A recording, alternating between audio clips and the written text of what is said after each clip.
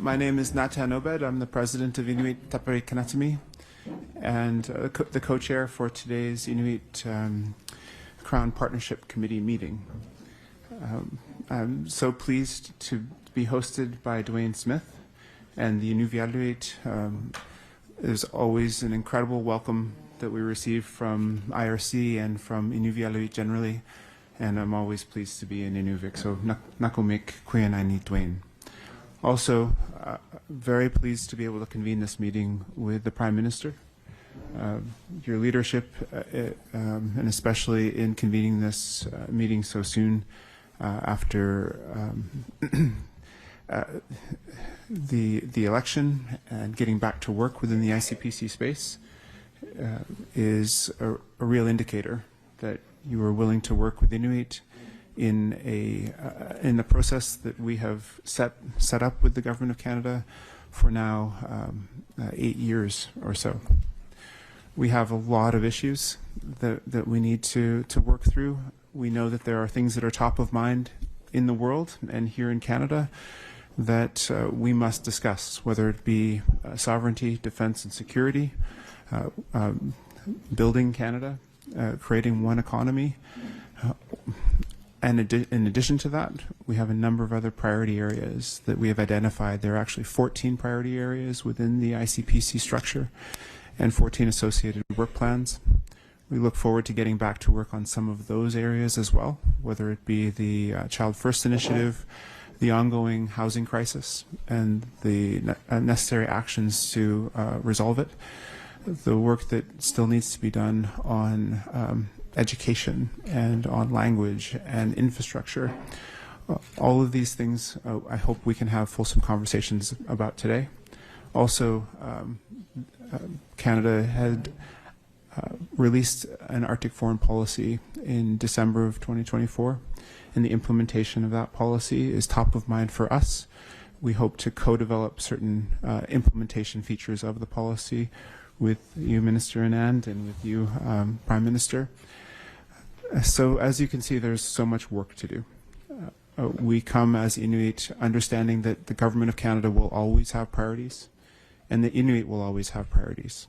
Where we meet in the middle is where we can do the best work and implement our modern treaties, ensure that we uphold Inuit rights in this country, and then also just build a better Canada. So we look forward to working with all of the ministers that are here in attendance and with you. Solemn but exciting work.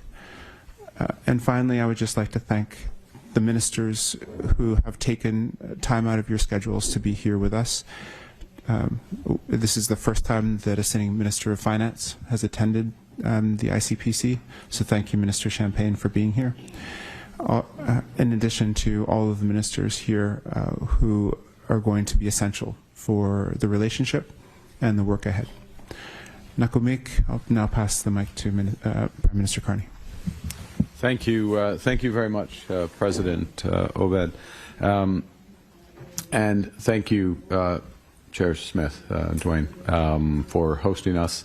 Thank you for your leadership.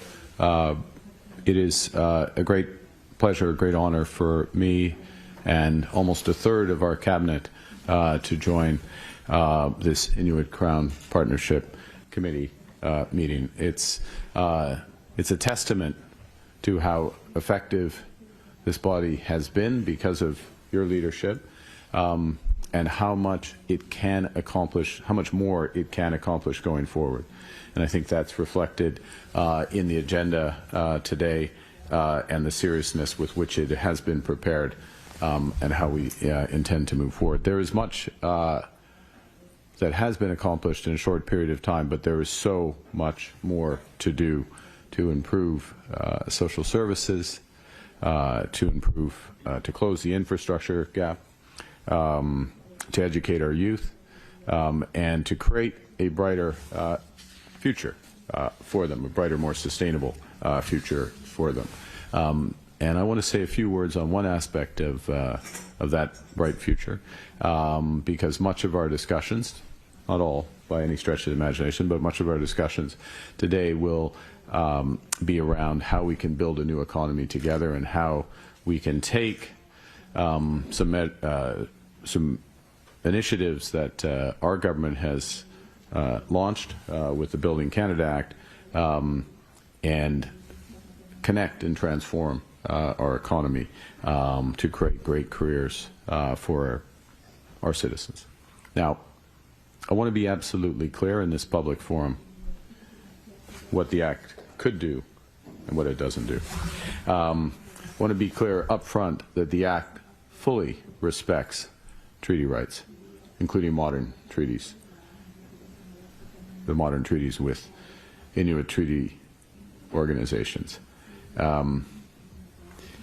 It fully respects treaty-based environmental assessment processes. In fact, those will be essential for anything that we move forward. Really, what the Act does is it creates conditions for the federal government to be more effective and efficient in our part of the partnership.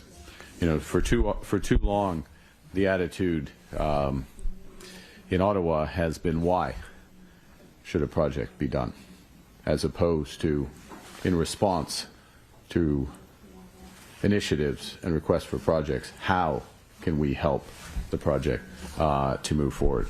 And so what we're doing is several things to make ourselves more efficient. One is to create a single point of contact, a major projects office. It'll be up and running by Labor Day, which is the place to submit ideas and opportunities, and also for the federal government to organize itself. But the identification of those projects comes through consultation, cooperation, engagement. That is at the heart. In order to help facilitate that, we're doing several things. We are forming an Indigenous Advisory Council for that major project office, and that will be comprised, and this is part of what we'll discuss, is Inuit representation on that. That is a supplement to existing processes, very much with respect to how we're working together at this table. In addition, we will be providing significant financial resources so that if a project is identified and the federal government is doing our side of the equation, then there can be full equity ownership participation financed up to $10 billion by the federal government. So that is a significant shift. In order to make those determinations, and this is so true of so many things that we work on, there is a need for capacity and capacity building. It is hard to determine these big complex projects. So we'll be providing over $40 million for capacity to work on project proposals and help to prepare them. There's a wide range of potential ideas, many of which we discussed, within a few days of becoming Prime Minister. President Obed kindly hosted me in an informal discussion amongst us.